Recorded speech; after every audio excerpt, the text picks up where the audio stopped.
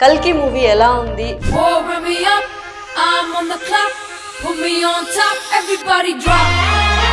ఒళ్ళు గగులుబాటు కలిగే విధంగా ఫైట్స్.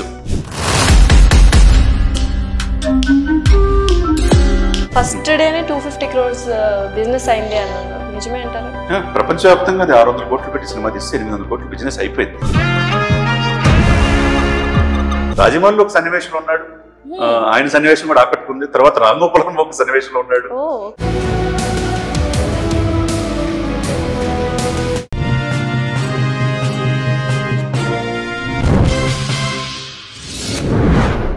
హాయ్, హలో, నమస్తే, వెల్కమ్ టు అవర్ ఛానల్. ప్రస్తుతం మనతో పాటు స్టూడియోలో ఉన్నారు పొలిటికల్ అనలిస్ట్ చందు శ్రీనివాస్ గారు. నమస్కారం చందు గారు. నమస్కారం. సో ఈ మధ్య కాలంలో పెద్ద సినిమాలు ఏమీ రాలేదు, వచ్చింది ఒకటి కల్కి.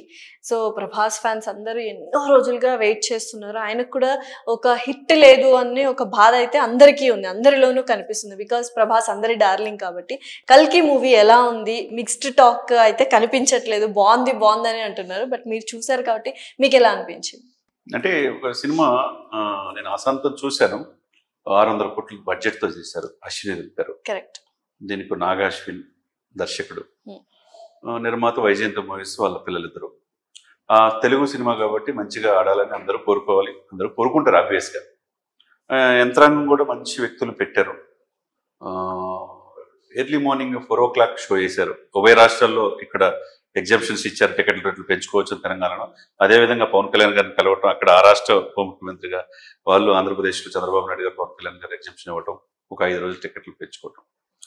బిజినెస్ అయితే జరిగిపోయింది, 800 కోట్ల బిజినెస్. ఒక రోజు అంటే మార్నింగ్ అంటే ఫస్ట్ షో అంతా ఎట్లా అంటే ఫస్ట్ హాఫ్ అంతా చాలా రోజుల తర్వాత ఒక పెద్ద సినిమా కదా, నాగాశ్విన్ మంచిగా తీస్తాడనే ఉద్దేశంతో వెళ్తాం. కొద్దిగా బోరింగ్ అనిపించింది. స్టార్టింగ్ లో 10 నిమిషాలు బాగుంది, స్లోగా వెళ్ళింది. స్లోగా వెళ్ళిన తర్వాత ఎక్కడ ఏం జరుగుతుందో తెలియని పరిస్థితులు అలా ఉన్నదన్నమాట. తర్వాత ప్రభాస్ వచ్చిన తర్వాత కొద్దిగా జోవియల్ గా కామెడీ సీన్స్ ఉన్నాయి. తర్వాత రాజేంద్ర ప్రసాద్ లాంటి సీనియర్ నటులు ఉన్నారు. కమల్ హాసన్ తనకున్న క్యారెక్టర్ని అద్భుతంగా ఆయన చేశాడు. తర్వాత ఎక్కువగా ఏంటంటే ఈ పాయింట్ ఆఫ్ వ్యూ ఏంటంటే కాంప్లెక్స్, తర్వాత సుపీరియర్, ఇట్లాంటి కొన్ని పదాలు ఎక్కువగా వర్ణించారు. అంటే దానికోసం అప్పటికి ఇప్పటికి రామాయణం మహాభారతం దాంట్లో ఏం జరిగింది, భవిష్యత్తులో ఏం జరగబోతుంది అనే పాయింట్ ఆఫ్ వ్యూలో మిక్స్డ్గా తీసుకొని సోషియో ఫాంటసీని ఎక్కువగా అంటే టెక్నాలజీని ఎక్కువగా అందిపుచ్చుకున్నారు. దాంట్లో డౌట్ ఏమి లేదు. కాబట్టి ఇంటర్వ్యూల తర్వాత ఏమైతే ఏ స్టోరీ ఉందనే యాంగ్జైటీ అనేది ఒక క్రియేషన్ అవుతుంది. సెకండ్ హాఫ్ వచ్చేసరికి ఇక్కడ అమితాబ్ బచ్చన్ అనే వ్యక్తిని మనం ఈ షో అంతా సినిమాలో ప్రభాస్ ఎలా అయితే ఆయన చూసుకోవాలని ఒక ఎదురుగా చూడాలని అభిమానులు కోరుకుంటారు, డిఎన్టీ అనే విధంగా అమితాబ్ బచ్చన్ క్యారెక్టర్ ఉంది. ఎంటర్ సినిమాలో అమితాబ్ బచ్చనే చాలా ఎక్కువ వన్ మ్యాన్ షోగా అమితాబ్ బచ్చన్ ఉంది. అది నో డౌట్ అట్ ఆల్, ఎవరు అనుకున్నా కాదనుకున్నా. అదే సమయంలో కమల్ హాసన్ గారు అద్భుతంగా నటించారు. తర్వాత దీపికా పడుకునే కనుక మంచి తనకున్న పాత్రని నిడివిని బాగా చేశారు. ఆ సిచ్యువేషన్స్ నుంచి చివరి హాఫ్ అన్ అవర్ టర్న్ అయింది సినిమాకి. ఫస్ట్ హాఫ్ అంతా సాధారణంగా ఏదో బోరుగా జరిగిన సినిమా సెకండ్ హాఫ్ కూడా అలా వచ్చింది. చివరి హాఫ్ అన్ అవర్ లో మంచి సన్నివేశాలు, యుద్ధ సన్నివేశాలు, ఒళ్ళు గగులుబాటు కలిగే విధంగా ఫైట్స్. ఇది ప్రభాస్ కి బుజ్జి అనే ఒక యంత్రం అది పెట్టారు, అది అర్థమైంది. ప్రభాస్ కి ఇటు అమితాబ్ బచ్చన్ కి విరోచితమైన ఇచ్చేశారు. ఫైట్స్ అద్భుతంగా ఇచ్చేశారు. చివరి అరగంట అయితే సినిమా గుడ్ అనే హ్యాపీతోనే బయటకు వెళ్తారు. అంటే ఎక్కడో నాగాశ్విన్ గారు ఆ పల్స్ పట్టుకున్నారు. ఫస్ట్ హాఫ్ ఎలా ఉన్నా కూడా సెకండ్ హాఫ్ అంటే తిరిగి లేచి మనం వెళ్ళేటప్పుడు ఒక మంచి ఫీల్ తో వెళ్తే ఆబ్వియస్లీ హిట్ అవుతుంది అన్న ఒపీనియన్. కరెక్ట్, మీరు అన్నట్టు ఆ పల్స్ చివరి హాఫ్ అన్ అవర్ లో ఆనందాన్ని ఎచ్చుకెళ్తా. చివరికి నెక్స్ట్ ఈయన యాక్షన్ ఏంటి, ప్రభాస్ క్యారెక్టర్ నెక్స్ట్ కర్ణుడిగా, తర్వాత ఇంకో క్యారెక్టర్ అర్జునుడిగా కమల్ హాసన్, అట్లా రకరకాల క్యారెక్టర్ ఏ విధంగా అవుతుంది. సెకండ్ హాఫ్ కూడా దీనికి ఉంది, కల్కి పార్ట్ 2 కూడా ఉంది అనేది ఇది జనాల్లో కలిగించగలిగారు. ఓకే. సో యూజువల్ గా ఏంటంటే బ్రహ్మానందం గారి సన్నివేశాలు ఎలా ఉన్నాయి, చాలా రోజుల తర్వాత అంటే అడపదడప కనిపిస్తారు, బట్ కొన్ని రోజుల్లో ఆయన బ్రేక్ తీసుకున్నట్టు అనిపించింది. అతికి అతకనట్టుగా ఉన్నాయి.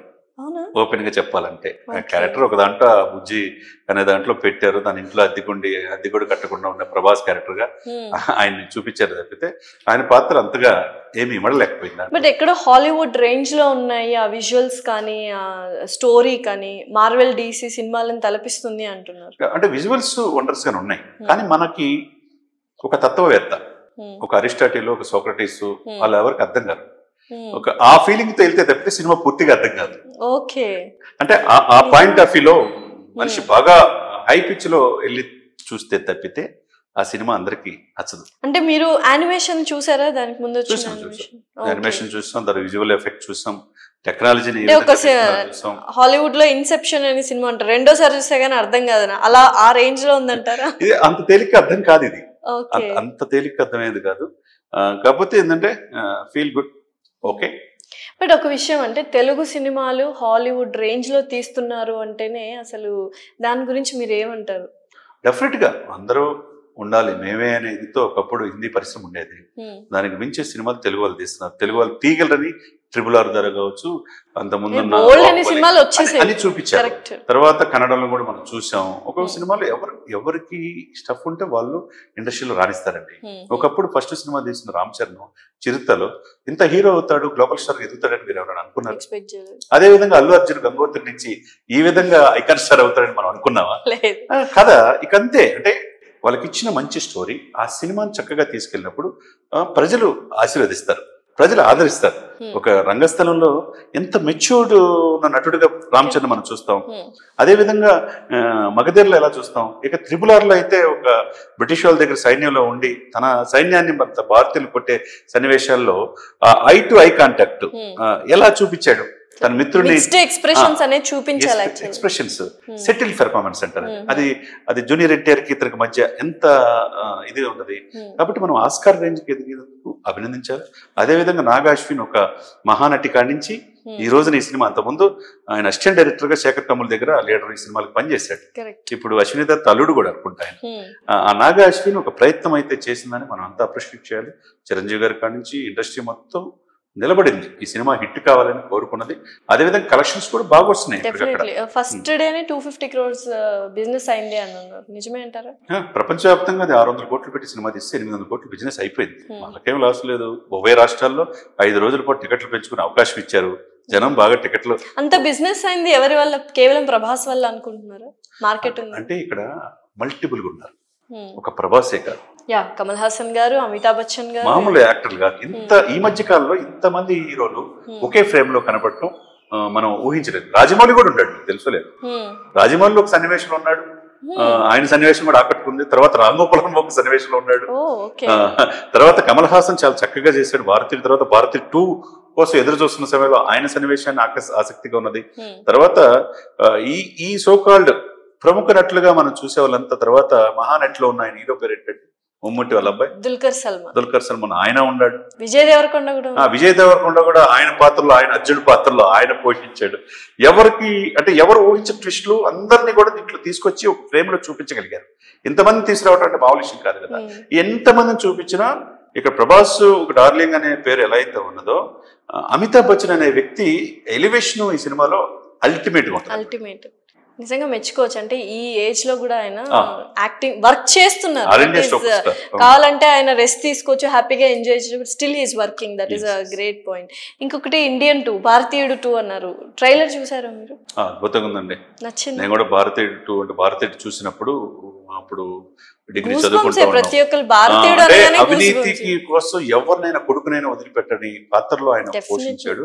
కమల్ హాసన్ అసలు అల్టిమేట్. ఒక స్వాతిమత్యం చూసిన కమల్ హాసన్ ని, ఒక భారతీయుడిని చూస్తే అసలు అంటే డిఫరెంట్ అనమాట. అనేక వేరియేషన్స్ ఉంటాయి ఆయన.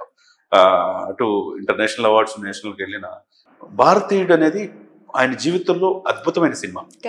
భారతీయుడు 2 ఎలా ఉంటుందని చెప్పేసి ఇప్పుడు రేపటి నుంచి సినిమా టికెట్స్ కూడా అందుబాటులో పెడుతున్నారు. మేబీ ఈ మంత్ చివరిలో ఎప్పుడు మరి తెలియదు కానీ విక్రమ్ ఆల్రెడీ పెద్ద హిట్ అయింది కాబట్టి ఈ సినిమా మాత్రం భారతీయుడు ఇప్పుడున్న పరిస్థితులు బట్టి ఈ దేశానికి ఆయన్ని కమల్ హాసన్ ఎలా నటిస్తాడు, నటనలో అసలు డౌటే లేదు. ఎలా ఉండబోతుంది, ఎప్పుడు వస్తుంది అనేది వెహికలతో ఎదురు చూస్తున్నారు. అండ్ ఇప్పుడు అంటే బడా సినిమాలు కల్కి, తర్వాత దేవరా, పుష్ప 2 కాంపిటీషన్ ఉండబోతుందా ఏంటి? డెఫినెట్ గా ఉంటది. ఇప్పుడు మన ఈ మధ్య పుష్ప వాయిదా వేశారు, సరే అనేక కారణాలు, సరే ఆయన రిలైజేషన్ అవుతాడు అని చెప్పేసి మనం కూడా ఇంటర్వ్యూ చేసాం. ఆయన నటనలో మనం ఎవరు కాదనలేదు, ఆయన రెక్టిఫై చేసుకుంటాడు, మనం ఆశిద్దాం. 6 నెలల తర్వాత December 6 ఆ సినిమా రిలీజ్ అయింది. ఐకాన్ స్టార్ గా పుష్ప 1 కు మించి పుష్ప 2 1000 కోట్ల లెవెల్లో ఆ సబ్జెక్ట్ ని సుకుమార్ గారు తీసుకెళ్తారు. ఒక తెలుగు సినిమాగా మనం ఆహ్వానించాలి. తర్వాత దేవర కూడా జూనియర్ ఎన్టీఆర్ ని ఆయన దర్శకుడు కొరటాల శివ గారు ఆయన అద్భుతంగా మరులుస్తాడు, అందులో డౌటే లేదు ఆ సినిమా కూడా. కాబట్టి రాబోయే రోజుల్లో తెలుగు ఇండస్ట్రీ నుంచి ఇటువంటి హ్యూజ్ ఎక్కువ బడ్జెట్ లో సినిమాలు వచ్చి 24 క్రాఫ్ట్స్ కాకుండా ప్రపంచవ్యాప్తంగా అందరూ కూడా ఆనందపడే ఇది తీసుకొస్తుందో మనం హ్యాపీగా ఫీల్ అవుతాం. Okay, thank you so much అండి.